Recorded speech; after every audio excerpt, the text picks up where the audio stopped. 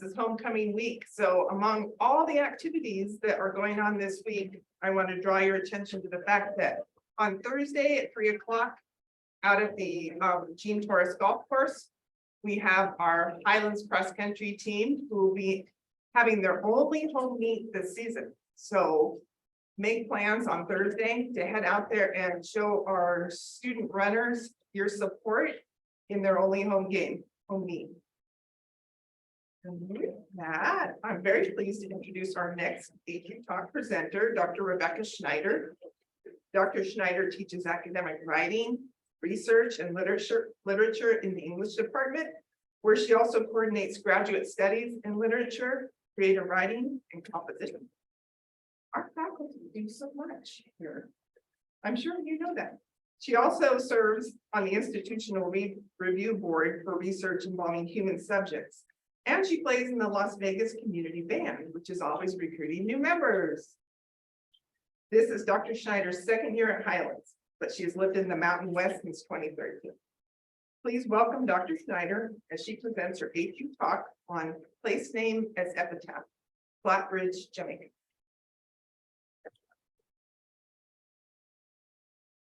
Thank you.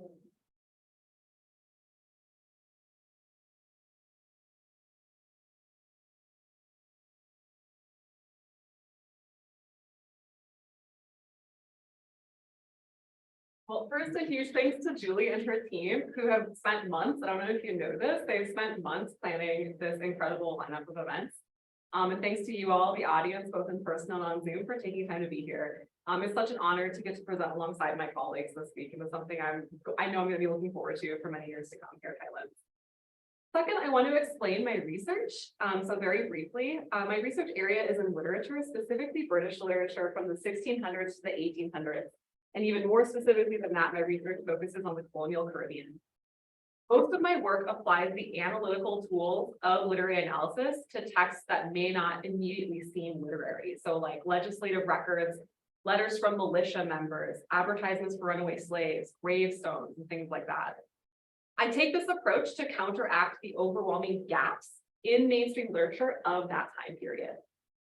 Today's talk follows that model by taking some of the analytical tools used by my colleagues in British literature to analyze 18th century epitaphs, and instead applies those analytical tools to place names. I'm going to begin today with a quick example of an epitaphic place name other than Flatbridge, the one entitled in the talk here. All from there, I want to establish the concept. So I'll give a quick example just to establish the concept. From there, I'll explain epitaphs as a literary and monumental category via William Wordsworth, who was a British poet who wrote in the early 1800s. And then we'll take a look at Flatbridge. I did have an epitaphic place name from New Mexico, and I was laughing with a colleague that is so rare, I think, for academics to give the title and the description of a talk, and 2 months later, it's exactly the same. And I was looking at the abstract I gave you, Julie. I'm like, oh, that's still what this talk is. So a small miracle there. So I do have one example from New Mexico, but I also love for the Q&A to include discussion of place names that you all know and consider to be epitaphic. So I look forward to that. Alrighty. Turn the clicker on, right? Does it work? Maybe it doesn't. Am I pointing at this? The batteries were low this morning. Okay, I'll just use the computer. Click forward. 50 batteries. Cool. Epitaphic place name number 1, Runaway Bay. There it is.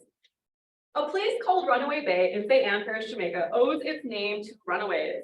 The name preserves the 350-year-old story of their escape. At least 2 different explanations regarding these runaways have gained circulation. On one hand, the authors of Jamaican place names, which I will pass around to the lucky attendees who are here in person today.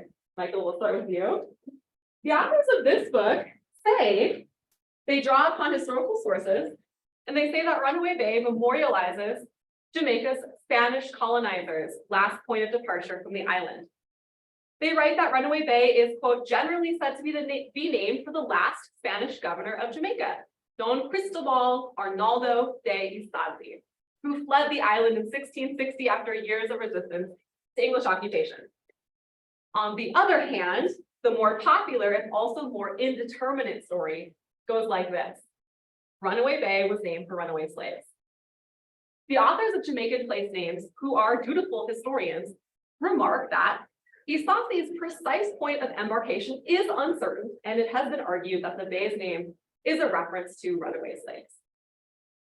The diverse meanings and sources related to Runaway Bay's name demonstrate something I call vernacular memory.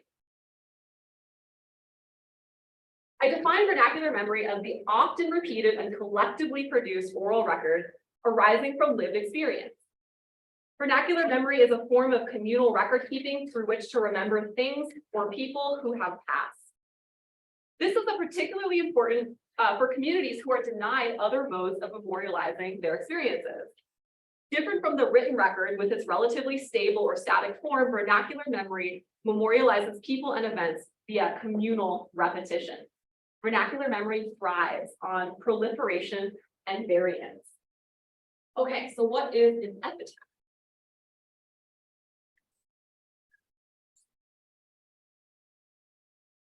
An epitaph is a written text memorializing a deceased person's life. Epitaphic poems were popular in British literature from the 1700s and early 1800s and were often composed for inscription on gravestones. In 1810, British poet William Wordsworth wrote that an epitaph presupposes a monument, and he noted that almost all nations have wished that certain external signs should point out the places where their dead are interred. In the first of his 3 essays upon epitaphs, Wordsworth speculated that a belief in an immortal soul is what first awakened the desire for memorialization. He says, mere love or yearning of kind toward kind could not have produced the desire to memorialize past death. He thought that humans crave an assurance that, quote, some part of our nature is imperishable. But an epitaph, according to Wordsworth, is for the benefit of the living. He argued that although a distinct conception should be given of the individual who's being lamented, the writer of an epitaph is not an anatomist. It is not someone who needs to dissect every nuance of the deceased person's life. Instead, an epitaph should acknowledge something of a common human nature. After all, an epitaph is, quote, exposed to all, including these are Wordsworth's words, the stooping old man or the child who is proud that he can read it. The memorialization of the deceased should ultimately admonish the living to remember their own mortality. Now, place names fulfill a memorializing epitaphic role even for Wordsworth, although place names are not explicitly part of his theorizing in his essays upon epitaphs. Some of Wordsworth's most widely read poetic works depend on what I'm calling vernacular memory for their effect in memorializing the passing of their subjects. Some examples include Michael, these are the titles of Wordsworth's poems, Michael, Heart Leap Well, and especially his sequence titled Poems on the Naming of Places. If we follow Wordsworth's point in his essays on epitaphs, that an epitaph is exposed to all, and here's the rest of that quote. It's exposed to all, the wise and the most ignorant. Its story and admonitions are brief, so that the thoughtless, the busy, the indolent may not be deterred, nor the impatient tired, and they can read that and have it soak in and sink in some way. Place names are also exposed to all. And the associated vernacular memory must be brief. If it's too complex, it's forgotten or corrupted beyond recognition through that variance of transmission. A key difference between epitaphic place names and epitaphic poems then relates to the communally produced memorialization that can occur in regard to place names.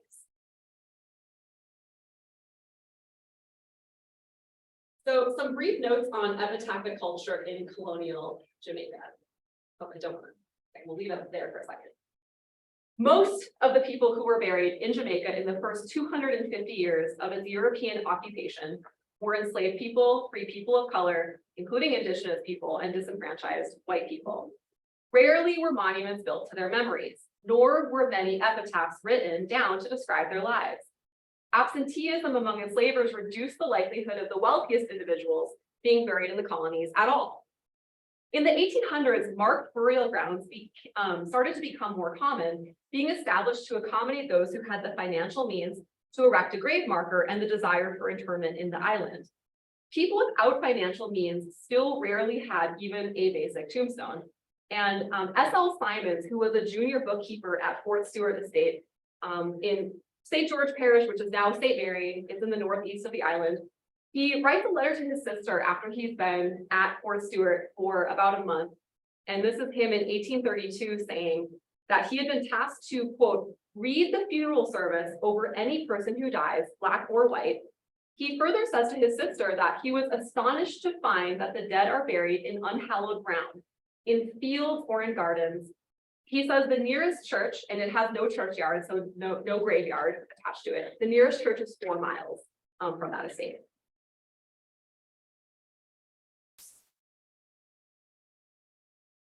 In Jamaica's tropical climate, monuments could become illegible and overgrown quickly. A large cement marker inscribed to the memory of Rebecca Campbell, who was 112 at the time of her death, overlooks the ocean toward the back of St. Peter's Anglican Churchyard in the small settlement of Hope Bay in Portland Parish, also in the northeast. Part of the slab appears discolored and aged, but upon closer inspection, the inscription is less than a quarter of a century old.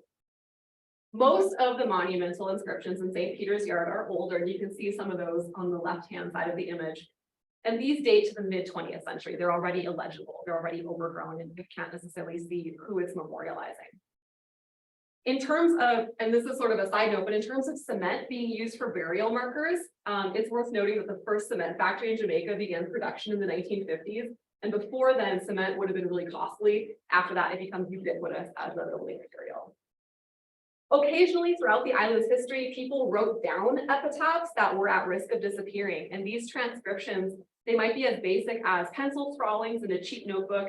I've seen many of these now at the National Library of Jamaica. Sometimes they're produced in these exquisite printed volumes that were apparently meant for display in private homes. The transcription, so like the handwriting, the writing down of what was on the stones, that has preserved to some extent the records of final resting places, but it's not preserved the actual monument on the landscape. Those are starting to disappear to some extent. Okay, epitaphic place number 2, Flat Bridge, the main event. Consider the story of a cursed bridge in a narrow gorge in Jamaica. Built by enslaved people, as most plantation era colonial infrastructure was, probably completed sometime around the mid-1700s.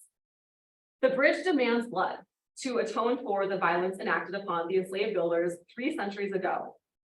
In the 1690s, the Jamaican Acts of Assembly mention, quote, an act to oblige the parishes of St. Catherine and St. Andrew to build a bridge over the Rio Cobre.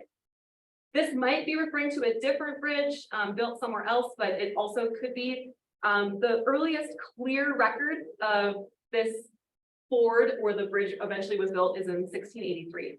A ford existed in the gorge long before the bridge was built there, linking Spanish Town to the plantations upriver through Bog Walk to the north.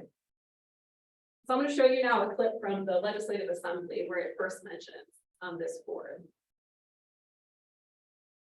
To convert the existing river ford into a safer crossing, the Jamaican Legislative Assembly ultimately leveled a property tax.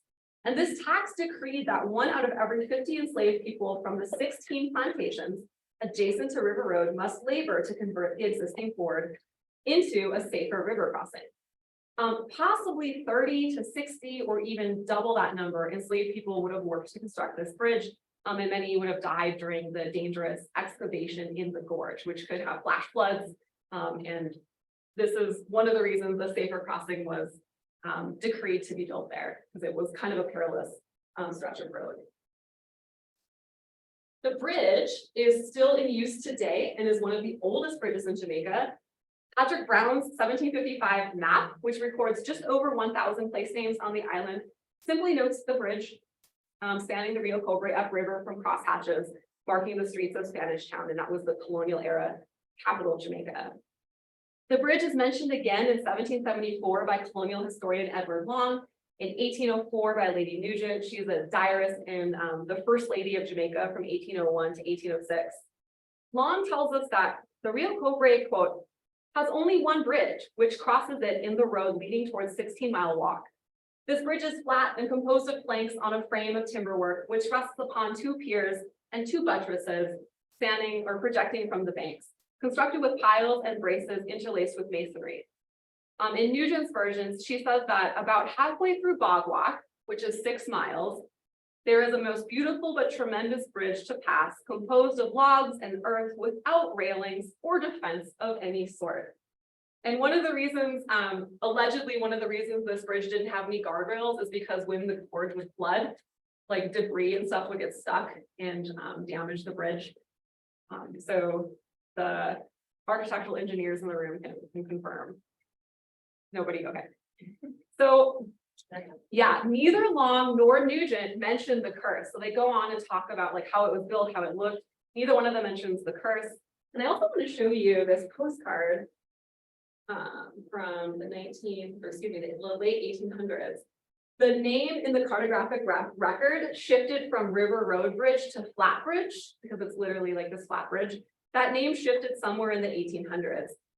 This postcard from the late 1800s, it shows travelers who are posed in the process of crossing the bridge on foot, on bicycle and carriage. And this postcard, this physical object, is preserved in the National Archive of Jamaica in Spanish Town, so about 10 or less miles from where the bridge is. And this postcard also communicates nothing of curses. So it's the vernacular record that has that memorializes and records that history. I first learned about the curse of Flat Bridge in 2016 from a taxi driver in Kingston named Ellis. In a 2011 article published in the Jamaican newspaper, The Gleaner, Lance Nieta writes that on a certain day at noon, legend has it that the Flat Bridge is a gathering place for the ghosts of the departed slaves who died during its construction. And this is in an article titled One of the Seven Wonders of Jamaica. And I know I have several Jamaican colleagues in the Zoom call, so I'll leave it to the Jamaicans to say if this would be on your list of the 7 wonders of Jamaica. I can think of at least 7 other places that would be on my list, but according to Nieta, Flat Bridge is one of the wonders of Jamaica. In the version of this talk that I'm working on for publication, I'm actually citing 2 undergraduates at the University of the West Indies, Natalia Downer and Candice Thompson, and they've begun cataloging Jamaican tales of folk horror. And so to me, that shows that even the current the upcoming generation is still interested in what how the memorialization is doing through these place names, including Flat Bridge. Most of the Jamaicans I've talked to about Flat Bridge are familiar with this story, more or less. The memorialization of the deceased and their vengeance is transmitted to the living through vernacular memory that utilizes discursive, phenomenological, and cartographic registers. And don't worry, I'll break those 3 down. So the discursive register is the variation of the story as it passes from person to person, like the telling the story itself being told. The phenomenological register includes the sensations felt in the place itself or the sensations triggered by hearing or seeing the place named. Oh, we got to go up Bog Walk this weekend. Are we going to go through Flat Bridge? Oh, we got to go through Flat Bridge. Oh, right, like that phenomenological, that sensation triggered by hearing the place or seeing the place named. The cartographic register includes the relative assurance of this name remaining attached to this place. And so that's grounded in practices of map making, as well as the maintenance of infrastructure, like the assurance that this physical place will remain. In the first 7 years that I knew about Flat Bridge, I was limited to the cartographic and discursive registers. In summer 2023, I finally visited Flat Bridge in person and experienced something of the phenomenological register. Now, as when it was first built, the structure remains visually unassuming, an effect enhanced by its narrow width in the absence of any guardrails, as we've discussed. The bridge does not impose itself upon the viewer. I guess unless you're Lady Nugent, she seemed really impressed by the beauty of this bridge. A busy 2-lane road bottlenecks at the bridge where traffic lights on either side limit travel to one direction at a time. While I watched from the shaded West Bank on a Tuesday in June, passenger and commercial vehicles paused and then accelerated with the changing lights. The fluid yet sort of frantic rhythm almost reminded me of dancers or a dance. And I'm going to see if this video will play on the next slide, and if so, maybe you can get a sense of that.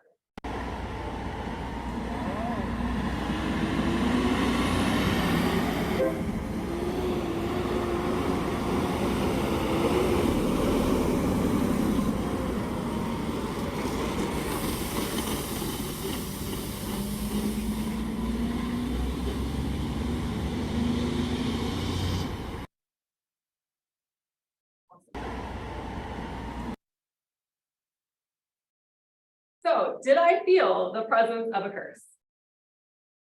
The demand for blood remains unquenched, according to some keepers of the vernacular memory.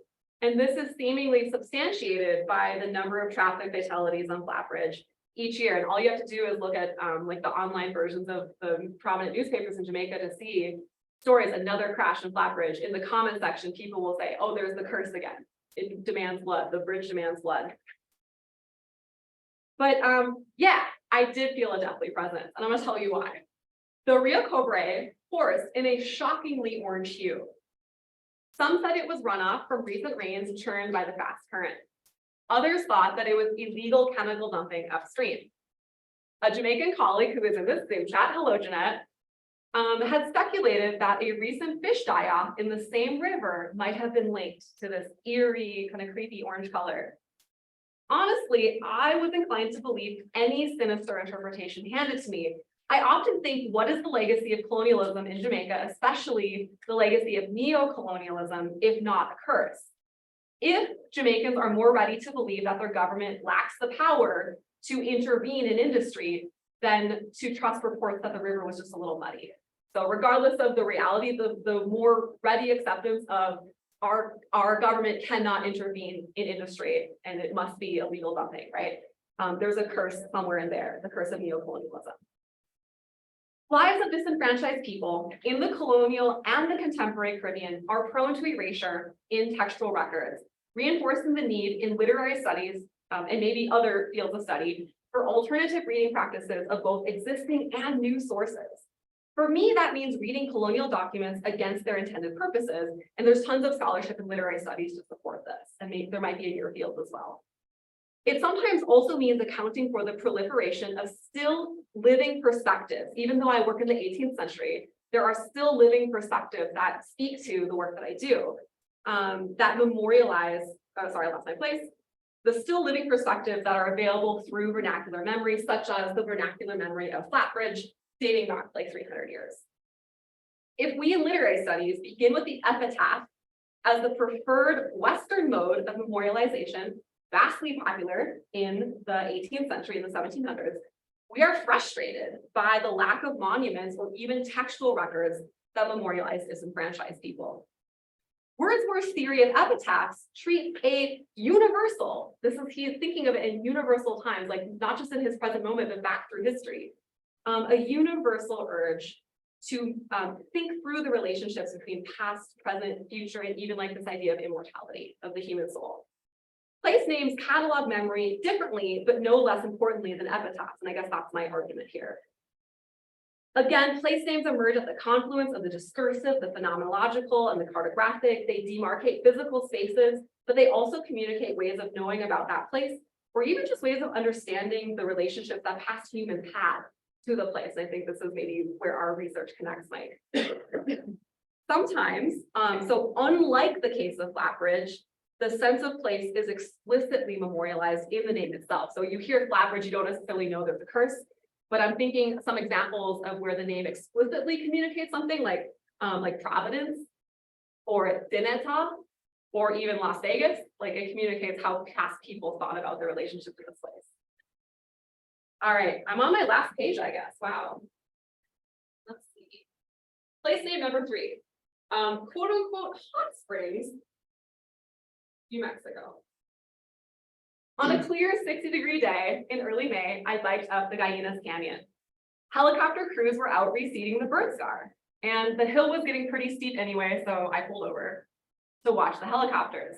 I took a breather. I chatted with some locals who were pulled over in their cars, not their bikes, because I'm crazy. And we got to chatting about the alternate names for that little village that's next to the old skating pond. This is where my new friends that I was chatting with lived and nearly lost everything in last year's fire. And luckily they were able to preserve their homes. But in that moment, I didn't realize I was about to stumble onto a research lead, so I didn't write any of this down. But one of the more intriguing names that came up that was applied to what is now on Google Maps just called Hot Springs was a Spanish name for either doll or puppet. And maybe some of you in the audience on Zoom perhaps know what I'm talking about. According to my informants, vernacular memory holds that the prisoners long ago who were forced to construct that canyon road from Montezuma up through Guyanas and El Porvenir didn't like much the warden's treatment of them. And so they fixed up in effigy the warden and hung him, the effigy, from the place on the hillside approximately where that village is today. Now, there's no monument there to that effect. And a place name doesn't even remain, right? If you go to Google Maps, it just says Hot Springs. But the epitaphic vernacular memory still persists and proliferates, and I'm part of the problem. I'm sharing this with you now. And so thanks for your attention to this talk. I do have a prompt for Q&A, but I'm also willing to take any questions you might have based on the information that I shared. So thank you. Dr. Schneider? I missed the name. What was the name of the Yeah, so I was out for a bike ride. I wasn't thinking I was on a research, archive trip, right? So I was chatting, I thought I was gonna remember what they said to me. It was, the best I can remember, it was a Spanish name for like doll or puppet or something like that. So maybe locals will be familiar with that story, and maybe someone on Zoom can drop it in chat, but I honestly don't remember. Yeah, didn't write it down, thought I could trust my memory. Don't ever think, researchers, don't ever think you can trust your memory, it will escape you. So they hung up a muñeca of the warden who was making them build the road. Yeah. At Hot Springs, is that the story? That's the story. Like in what era? My local informant was just telling me the story and I was taking it in, never even thinking that it would be part of this talk later. I was just like, I was making a new friend. I was out of breath from my bike ride. And later on, after I was looking back at the abstract I sent Julie, I was like, this is my place name. I do have a book with me. It's, I don't think I can pull it up close enough to the camera in the room, but it's The Place Names of New Mexico by Robert Julian, I think. And it is basically an encyclopedia of place name after place name after place name in New Mexico with the idea of what contributed to it getting that name. Yeah, and Guyanas is in here. Hot Springs is not. Go for it. Yeah. Yeah, I just have a question. So do you find that most of the vernacular epitaphic references to places tend to be associated with sort of some kind of spooky folklore haunting place? Because when I think about that, and some of the places that I can think of, even like back east, they all are creepy. There's not one non-creepy place that I can think of.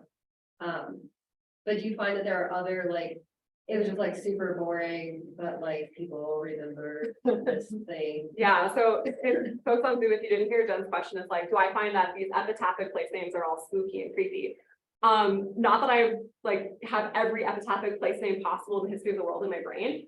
I'm attracted to the ones that give that epitaphic, so that is to say, like, somebody died here who wouldn't otherwise have been accounted for in a monument or a textual record. So because of the way that I do my work, I'm drawn to those that tell about the otherwise unaccounted for folks. I'm also naturally gravitate towards the spooky, just because of who I am. But yeah, for the purpose of research, I gravitate towards those place names that would have that epitaphic impact of folks otherwise not documented in other records. And for specialists of 18th century British literature, the epitaphic poem was hugely popular. We myself have been trained to read texts for their epitaphic qualities. Why not take that training and apply it to these other ways of keeping stories? So I see some suggestions in chat about other place names. I think people are also gravitating towards the spooky, which is really fun. Yep, Jeanette, I passed around in the room the place names of Jamaica. There's also one by Frank Kundal from the very beginning of the 20th century.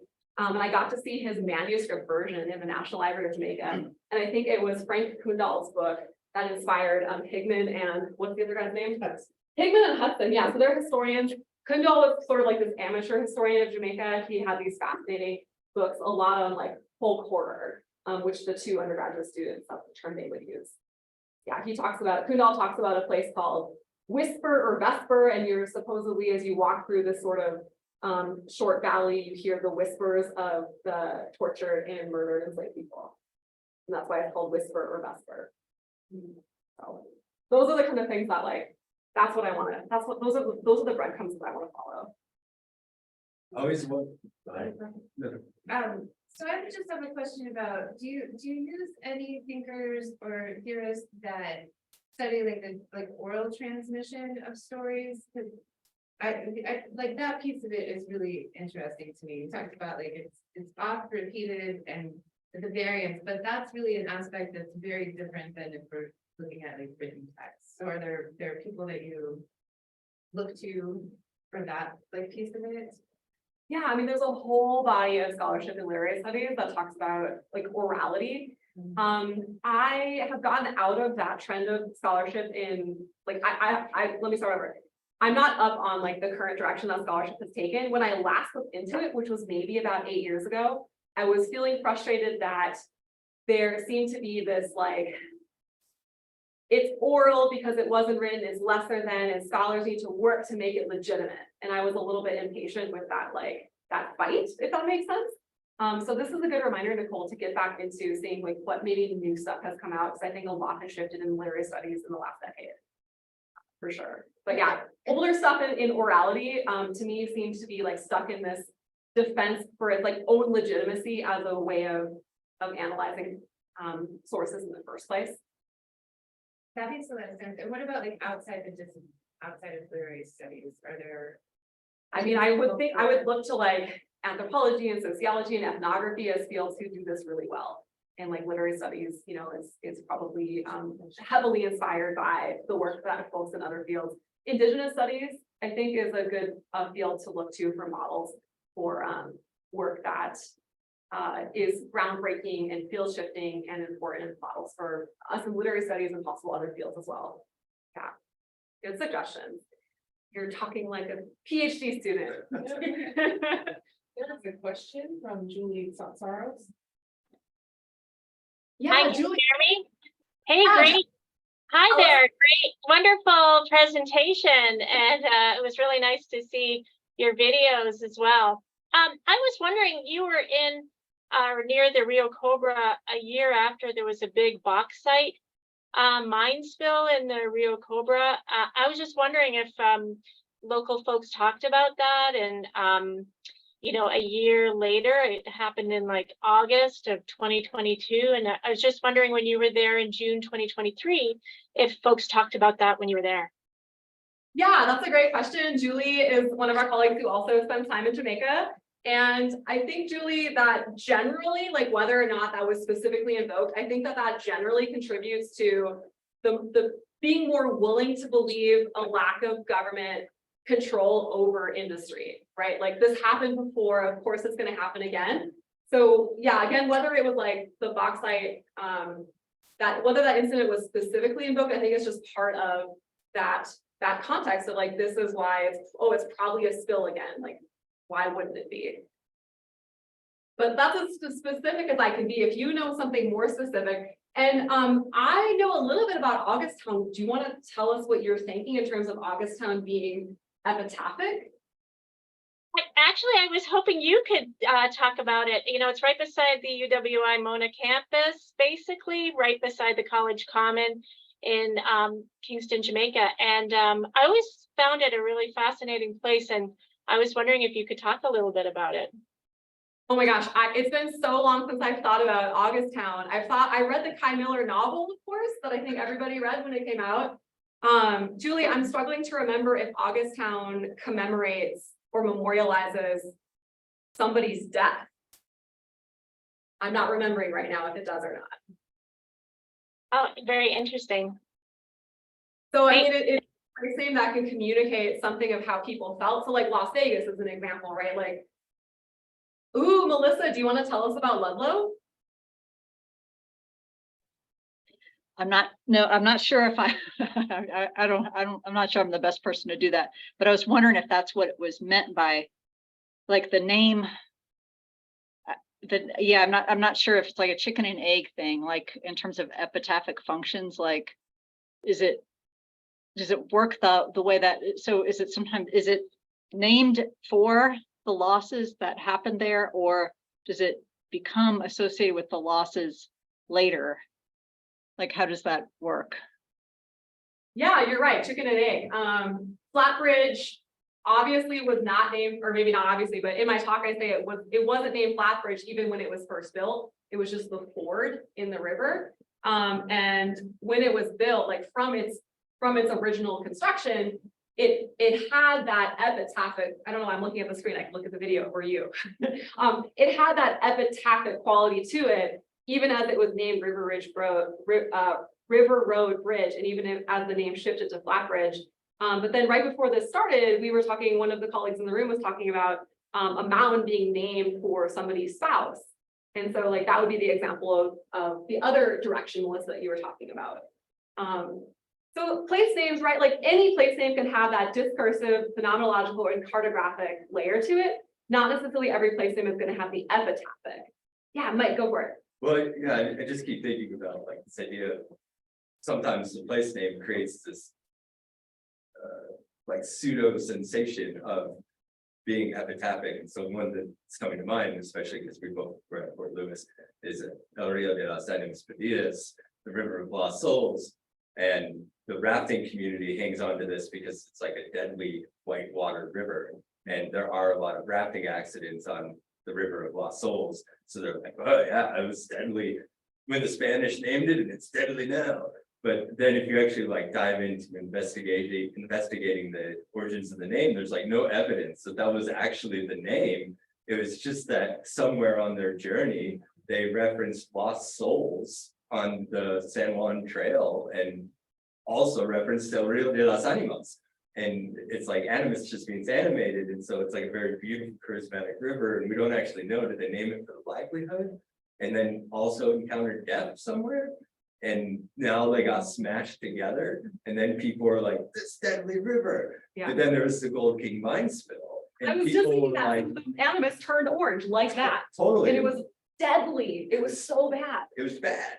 But then anytime there's sediment runoff in the animus and it's slightly discolored, people do exactly what you're talking about. They're like, oh yeah, back to the mining, like River of Lost Souls, there we go again. And you're like, well, if you actually collect the scientific data, like this is just runoff. It's not actually related to mine runoff right now. And so there's like all of this confirmation bias that comes with names.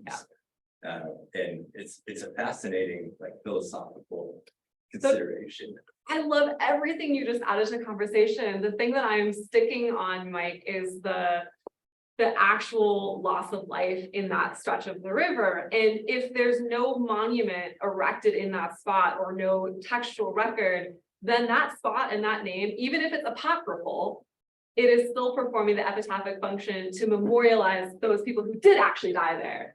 So, you know, you're coming at this as a scientist, like, what's the origin? And I'm coming at it as like, what's the story? Right. What does the story mean to the people who, like Wordsworth is saying, that a point of the epitaph is for us who are alive. The epitaph teaches us something about a common human nature that we share, and to think about us as mortal beings who someday will die, and what do we do with the days we have as living souls, right? But you know, thank you for all of that. Those are Mike and I both spent time in the Durango area, and so the mine. Dr. Schneider, can I comment on that as well? Please, Eric, please. Yeah, up above Raton on the other side of the Colorado border is also El Rio de los Ánimas Perdidos del Purgatorio, the lost souls in purgatory. And that's right here just north of where we're at. And I included one of the documents that we had a recent presentation here on campus of toponomic silencing, which is again the form of how place names are removed as according to different government or other different hegemonic structures in place.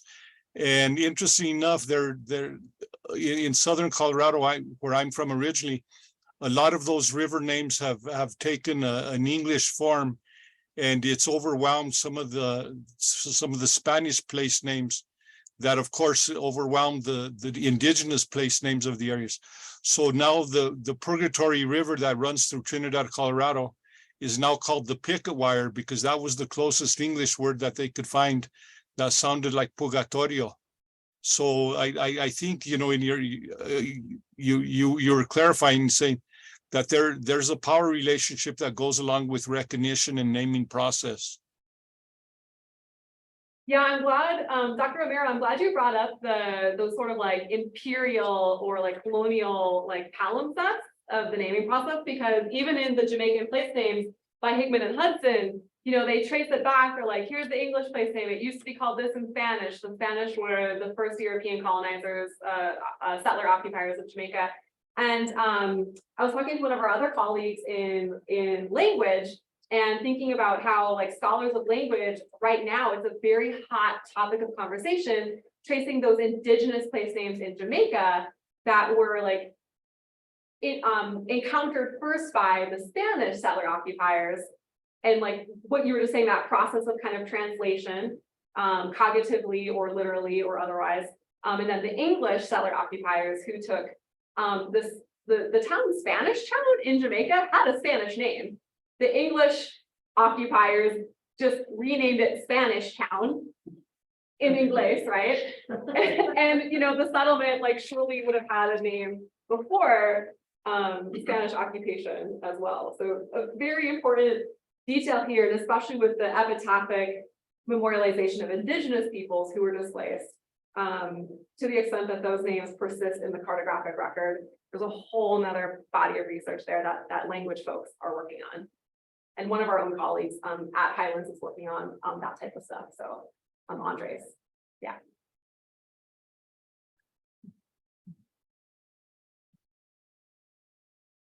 There was another person that had their hand up for a little while.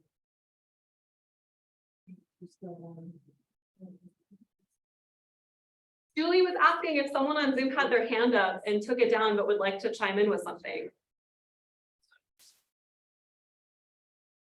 I did find something about the August town, I think, not that much, other than, it celebrated the end of slavery and it was declared on August 1st. And since the 1860s. I mean, August Town as a neighborhood, like, does have its fair share of violence and death, so maybe there's something there. Folks who are on campus and who are interested, you're welcome to stop by my office. I have this place names of New Mexico if anyone wants to flip through it. There are some spooky references, Jen. But like the historians of that book, you know, these folks are more or less bound to textual records. There's not a lot of like ethnographic, like, well, what did your grandparent call it, going on in this book, as far as I can tell. Yeah, I've been trying to think, I was racking my brain since the thinking of spooky things, but in Savannah, Georgia, there's a place along the river and there's all the trees with the Spanish moss in it, and the folks who are there, and Spanish moss will grow in the trees where they hung slaves and other things at that time, and there's a name for it that I cannot for the life of me remember, but that's very prominent, you know, especially in the South, you know, where again, like the enslaved people were not, you know, There's no memorial- monuments, yeah, there's no monument, there's nothing written, but there are all these like, you know, stories and things, you know, a lot of it obviously is in the tree, but I can't remind you of one of it.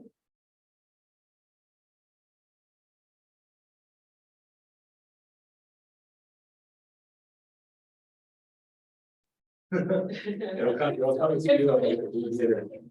Talking on Yeah. some random thing. Wake you up. That's. May I say, I forgot to unmute. I had my hand up.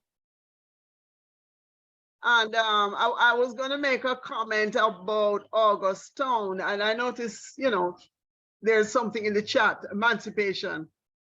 But and just to add that, you know, the University of the West Indies, in fact, 2 or 3 plantations were, you know, right near where, you know, that era, August Town. And so, of course, the enslaved people in 1938, you know, that's one of the places that they just simply moved off their estate and created a village.